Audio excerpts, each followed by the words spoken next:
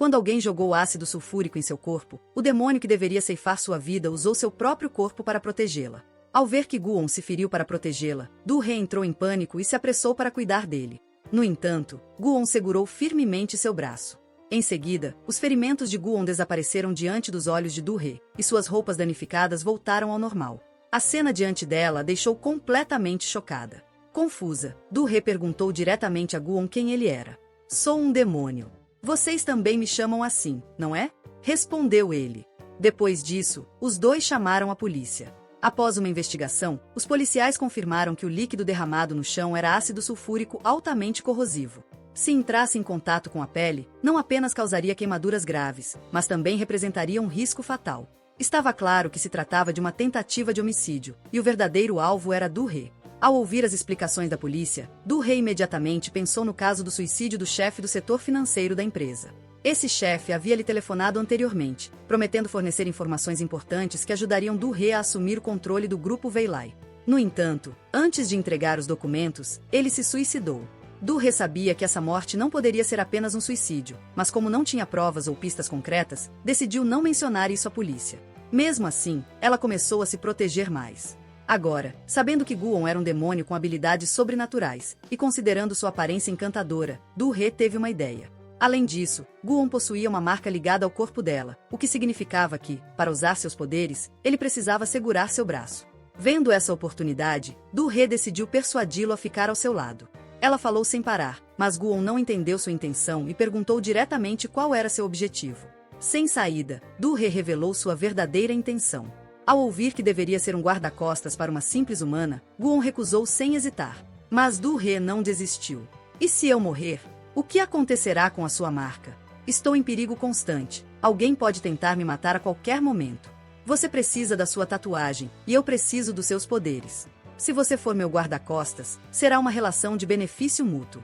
As palavras de Du-He fizeram Guon refletir. Ao vê-lo em silêncio, Du-He pensou que ele havia aceitado. No entanto, ele rejeitou novamente. Mesmo dizendo não com firmeza, suas ações diziam o contrário. Ele não apenas garantiu que Du-He chegasse em segurança em casa, como também examinou cuidadosamente os arredores. Apesar de sua teimosia, Guon mudou de ideia na manhã seguinte. Ao acordar, percebeu que seus dedos estavam em chamas espontaneamente e fora de controle.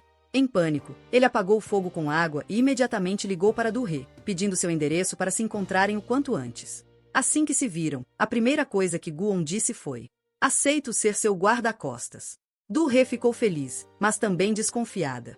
Na noite anterior, Guon havia se recusado de todas as formas, mas agora aceitava tão facilmente. Embora ele tentasse explicar, Du-He ainda sentia que algo estava estranho.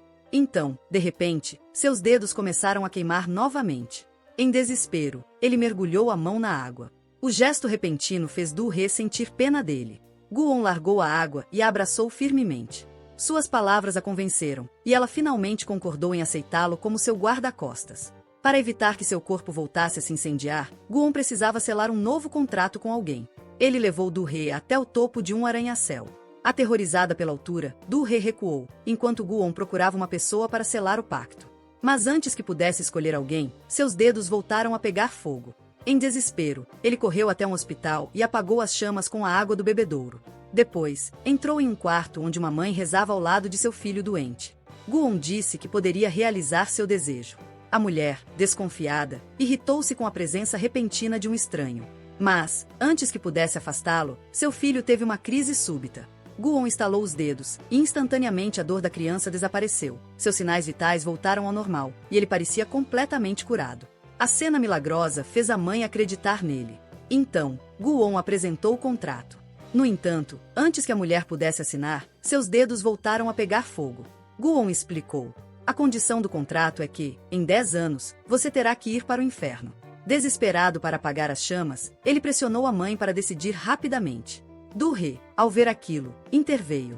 Não é certo forçá-la assim. Você deveria dar um tempo para que ela possa pensar. Guon ficou furioso e gritou: não temos tempo. Du-He não entendeu a urgência até ver seus dedos em chamas novamente. Só então percebeu por que Guon estava tão desesperado.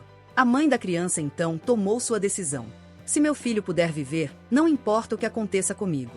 Mesmo que o inferno seja terrível, eu aceito. A atitude de Guon incomodou Du-He, e os dois discutiram. Você está se aproveitando da desgraça alheia para estender sua própria vida. Não sente nenhuma culpa por viver às custas do desespero dos outros? Questionou Du-hee. Mas Gu-on discordou. Estou salvando essas pessoas. Elas realizam seus desejos, e eu consigo viver para sempre. Isso não é um ganha-ganha? Nenhum dos dois conseguiu convencer o outro, e a discussão terminou sem resolução. Pouco tempo depois, a visão de Du-hee sobre o assunto mudou. Enquanto jantava em um restaurante, viu a mãe e o filho curado sentados na mesa ao lado.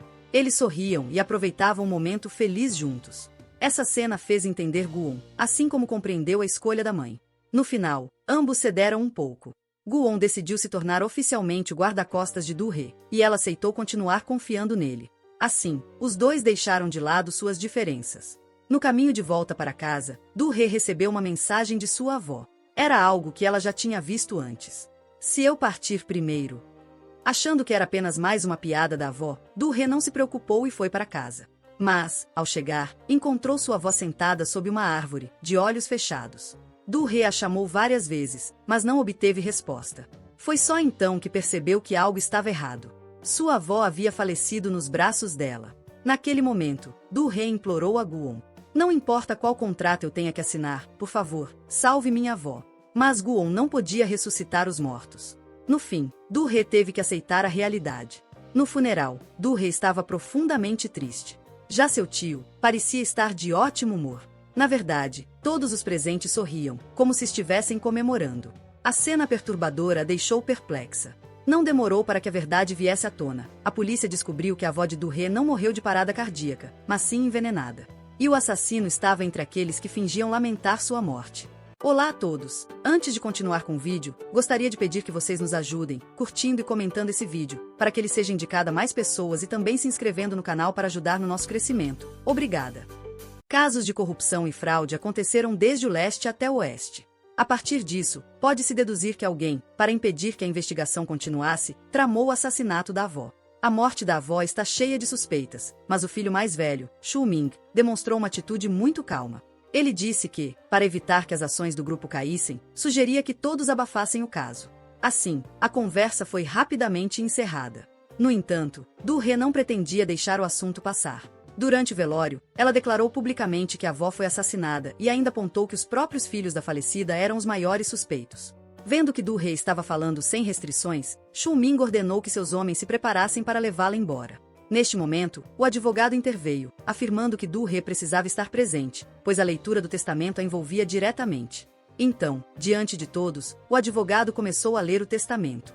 Sentado entre os presentes, Shu-ming aguardava ansiosamente que o advogado anunciasse que ele herdaria a fortuna e o controle do grupo. Mas ele estava enganado.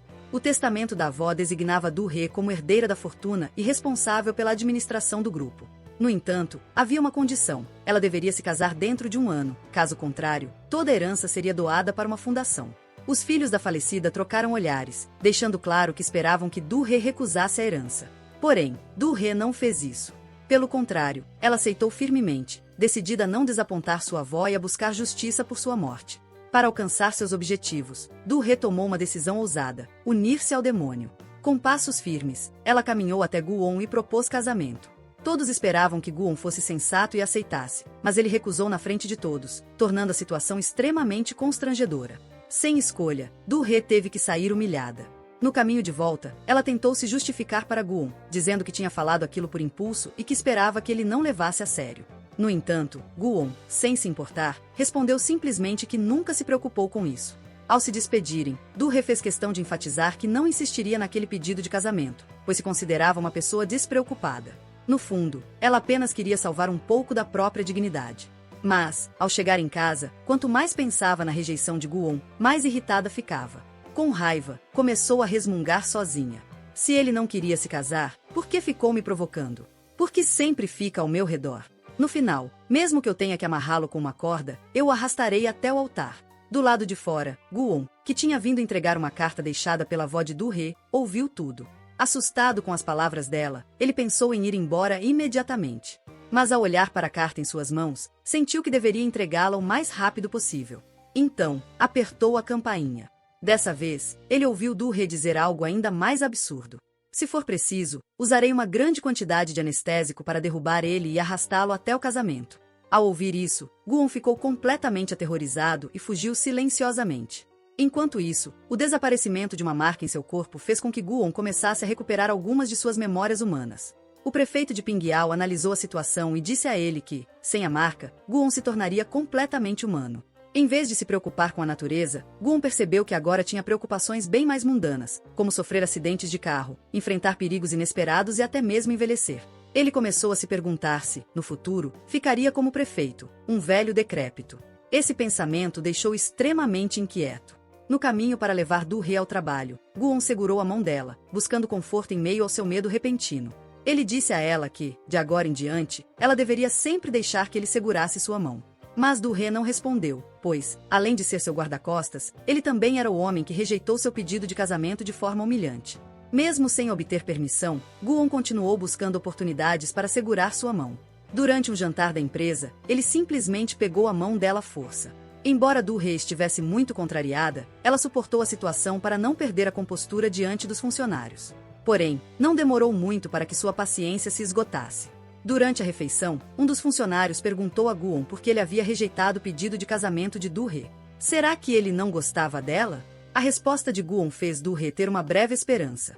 Mas, quando continuaram perguntando o motivo da recusa, a explicação dele fez com que a atmosfera ficasse completamente constrangedora. Você já viu um porco casando com outro porco só porque acha carne de porco gostosa? Assim que ouviram isso, os outros funcionários perceberam que a situação estava ficando perigosa e rapidamente deixaram a mesa. Du-He, furiosa, soltou a mão de Guon e saiu irritada. Sem entender o que fez de errado, Guon foi atrás dela, perguntando por que ela estava tão brava. Ele reclamou. Quando tem gente por perto, você não me deixa segurar sua mão. Quando está de mau humor, também não me deixa segurar. Então, quando é que eu posso segurar sua mão? Du-He, sem paciência, virou-se para ele e disse: eu sou uma pessoa, tenho sentimentos. Eu não sou uma tomada para você ficar recarregando energia. Quando olhou para trás novamente, percebeu que Guon tinha sumido. Na verdade, ele ficou tão irritado que simplesmente foi embora. No entanto, ele não andou muito antes de perceber que estava sendo seguido. Um grupo de pessoas do bando dos cães selvagens havia vindo buscar vingança. Com dezenas de homens cercando Guon, ele tentou atender uma ligação de Du-He, mas, antes que pudesse responder, levou um chute e caiu no chão. Ao ver um jornal no chão, Guon teve uma ideia. Pegou o jornal, enrolou-o como antes e o jogou nos inimigos. Ao ver o jornal voando, os agressores entraram em pânico e recuaram. Guon aproveitou a oportunidade para correr, mas, no final, acabou encurralado. Sem poderes, ele não conseguiu se defender. Em pouco tempo, levou vários golpes, chegando a ter a cabeça ferida. Quando um dos bandidos estava prestes a desferir um golpe fatal, um assobio repentino chamou a atenção de todos. Era a Du-He. Vendo Guon ferido, ela rapidamente tirou um spray de pimenta da bolsa e começou a borrifar sem controle, fazendo com que os inimigos entrassem em desordem. No meio da confusão, Du-He correu até Guon e segurou seu braço. No momento em que ela o tocou, Guon recuperou um pouco de suas forças. Então, repentinamente, ele a puxou para dançar um tango. Mas esse não era um tango comum. A proximidade dos corpos e os olhares profundos trocados entre eles fizeram com que, naquele instante, Guon finalmente se desse conta de seus sentimentos por Du-He.